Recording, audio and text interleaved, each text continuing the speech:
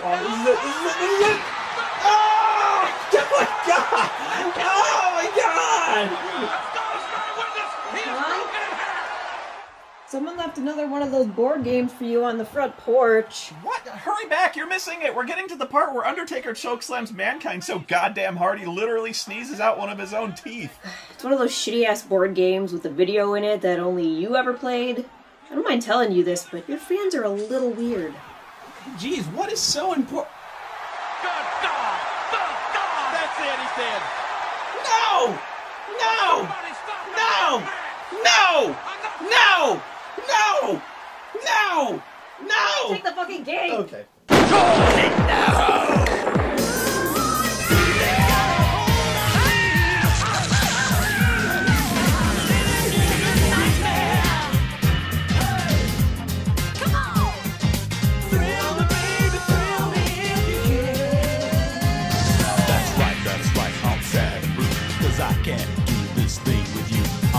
I'm lost in a black hole.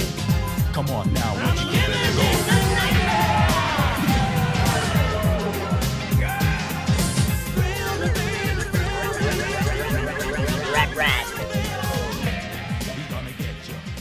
I have to go into this with an open mind.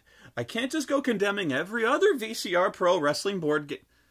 The other VCR Pro Wrestling, because the WWF one was the laziest, dreariest piece of crap bait and switch I've ever been screwed by in my fucking life. This is a completely different game by a completely different publisher. I mean, okay, so it doesn't look like much. It looks like a piece of crap, but it's all about the game and the video that you play with it.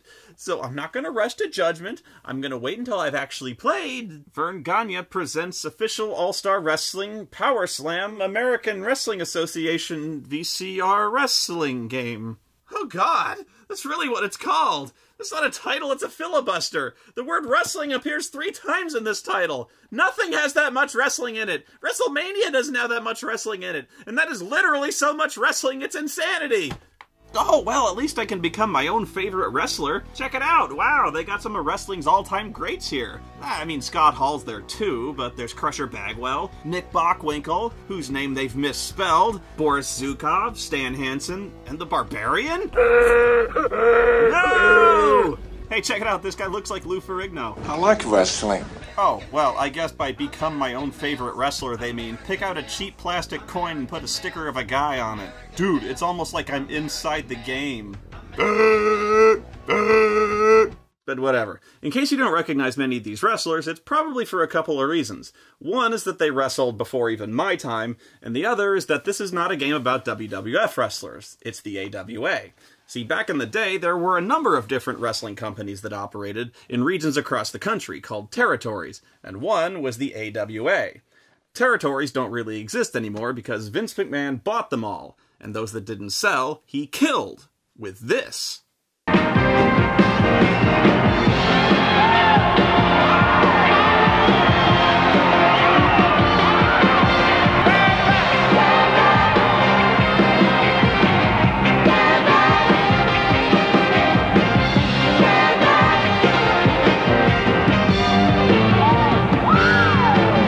My point is, I can't even remember now. What the fuck was that?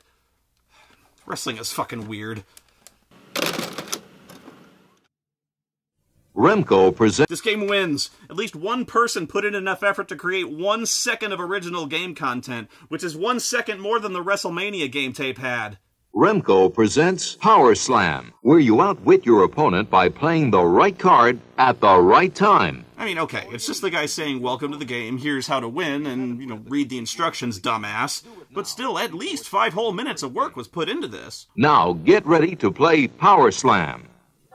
Oh, never mind. Here comes the pain. It's a tragic Kurt Hennig. He's been wanting it for a long time, and look at him go to work on Michael Hayes. Up and over, back body drop. He labels Terry Gordy. Now goes right back to work on Hayes.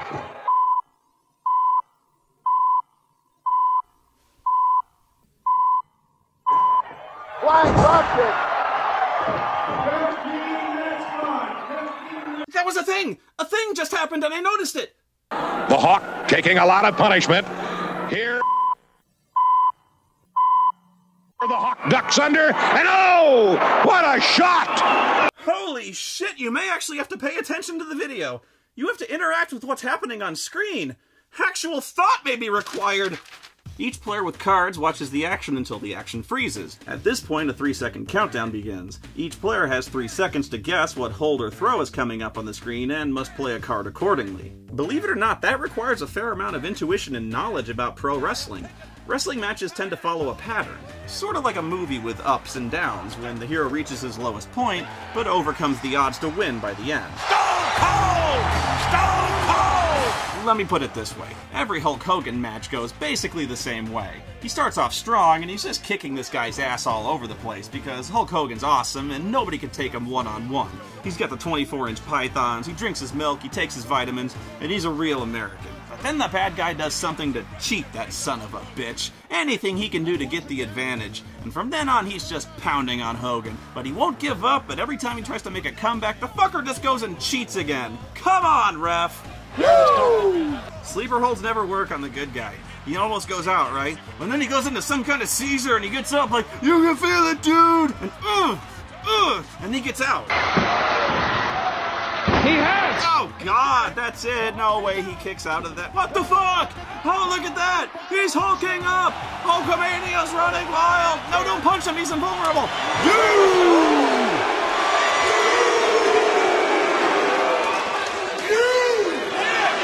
I mean, I could have called that one in my sleep, because Hulk Hogan has about 5 moves total. That's the big stuff, but even the little stuff early on follows a structure. Once you take into account the personalities of the people involved, like whether or not a guy like Stone Cold Steve Austin would suplex you or just punch you in the face, you have a pretty good idea of guessing his next move. But yeah, watch enough wrestling and you recognize the setups. This'll be a power slam. Picks him up. Oh, and a body slam! What? That's not a body slam. And let's see what he's got here. He takes Jimmy Garvin and a power body slam. It's a power body slam, yeah. It's called a power slam. This is a body slam. This is a power slam. It's the animal with a power body slam. Kurt Hennig. Kurt ducks a punch. Kurt with a flying body slam. Oh, for fuck's sake. It's a cross body block. Can we at least agree that a body slam involves, at minimum, picking up the other guy? Again, a so watch this flying body slam. Cross body block! Is anything not a body slam in this game? Let's just call 2 guys accidentally running into each other a body slam. How about that? The animal with an elbow smash. They will meet at the pass. There is more than one type of card in this deck, right? Okay, well, there's 6 moves listed in the game, like the elbow smash, showing Hulk Hogan, I guess, giving a very femmy swat to a guy, the harmless flying drop kick, the deadly headlock card, which is actually a picture of a chin lock. Really, the numbers don't represent damage, except they do. I don't know. All the moves range in value from 1 to 5, except the power slam.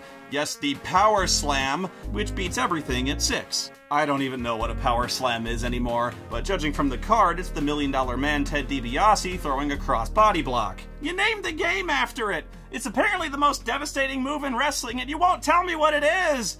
It's not fair! Now Roberts grab. Oh, that's an awkward time to pause the film. What kind of wrestling move you follow this with? The trunks from behind. Oh.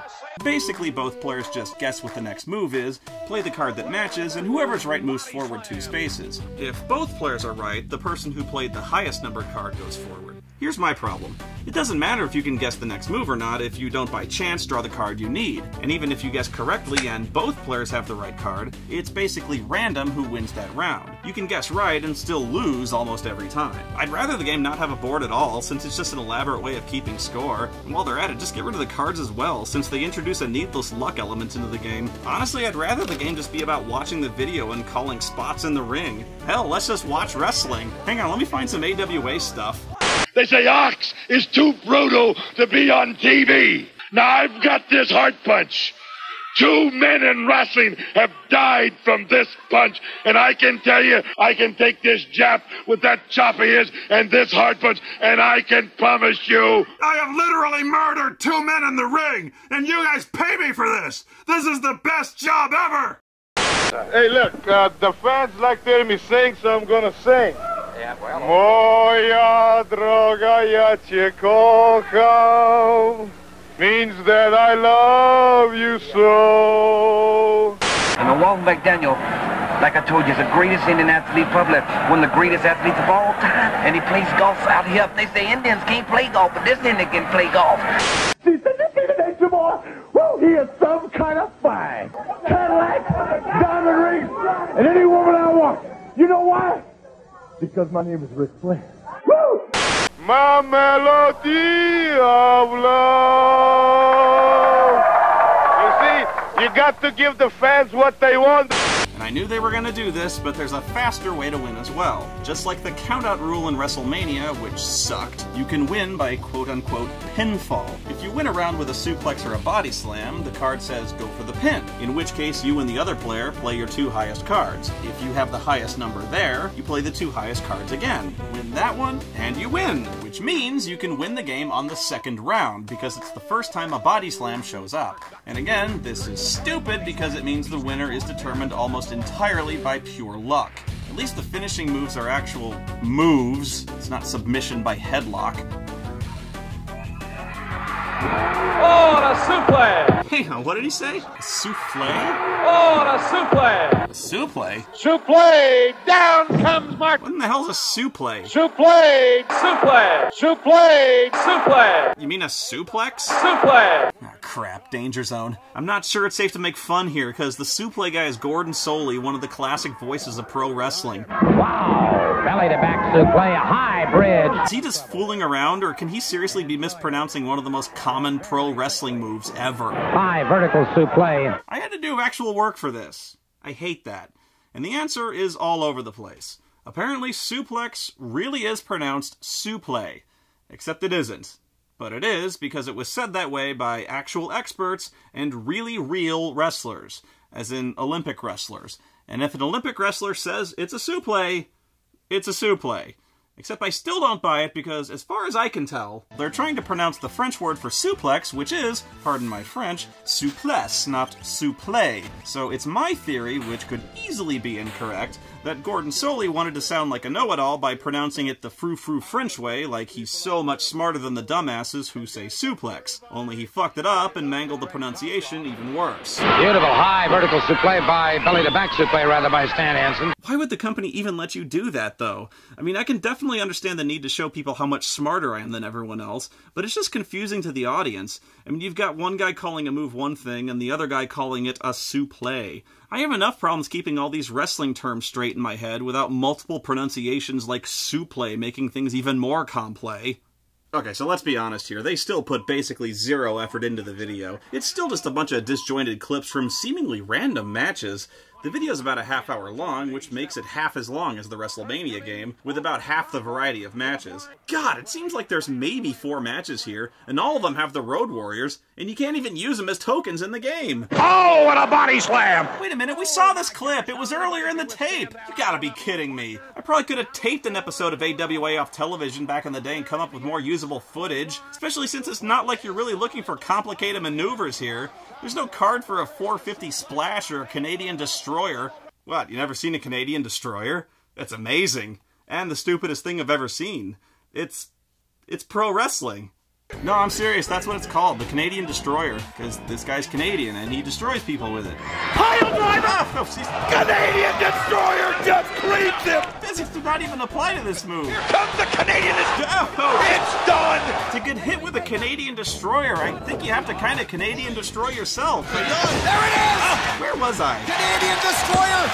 Larry Winters, the tough Philadelphia. Oh, right The on top rope goes down. What? They left a botch in? It's not supposed to happen, you know, one of the ropes breaking, because the match is basically screwed from this point on, and they specifically chose this moment to feature on the tape. And then there's this punch, which misses by a full yard. I fucking love it. Also trying to fight back. He doesn't know where he's swinging, Larry. He doesn't know where he's swinging, Larry. Hey, these guys are new, finally! You got Greg Gagne and Larry Zbyszko, big stars, great talents, having a fun, athletic, fast-paced match in a well-lit ring. This is really good! You know, it's a match not involving Hawk and Animal lumbering around in slow-mo like they're about to smash Osaka as they wrestle. So of course, we only see a tiny clip of this match one more time on the tape. Likewise, we only get to see one match with Nick Bockwinkel and Vern Gagne a couple of times, because why would we want to see the stars of the promotion featured prominently in the official game of the promotion. Come on, that would just be predictable and boring. Come on, ref! You know what, let's just have it be 90% Road Warriors not doing the Doomsday device. Oh, and put lots of sleeper holds in there too. There we go. So yeah, this game is way better than the WWF WrestleMania game, and that is saying virtually nothing. This game sucks, the video sucks, the matches suck, and there's no promos. But at least they used the video for something other than handing out arbitrary numbers of points. But unless you're a Legion of Doom fan, what little recognizable talent there was in the AWA barely makes any appearance. Really, the best thing on this tape, by far, is Jimmy Garvin's hair. Just look at it. It's amazing. They should make a DVD set devoted to Jimmy Garvin's hair all by itself. Mr. Garvin, I know you're not even American, but I'm sick and tired about American people. And even I go, they call USA, USA. Swear to Ayatollah Khomeini, I do something to you, rebel again. What that? Well, I think we've had enough of that. Oh, this is such crap. Has wrestling always been this crap and I'm just now noticing? Look at me, I'm sitting here playing 28-year-old VCR pro wrestling games. I'm sick of this shit. I'm gonna play something cool next time. None of this clip show crap. I'm gonna play something with a really awesome video. This is what I started off doing. None of this crap with big, hairy, stupid cavemen fake slap fight.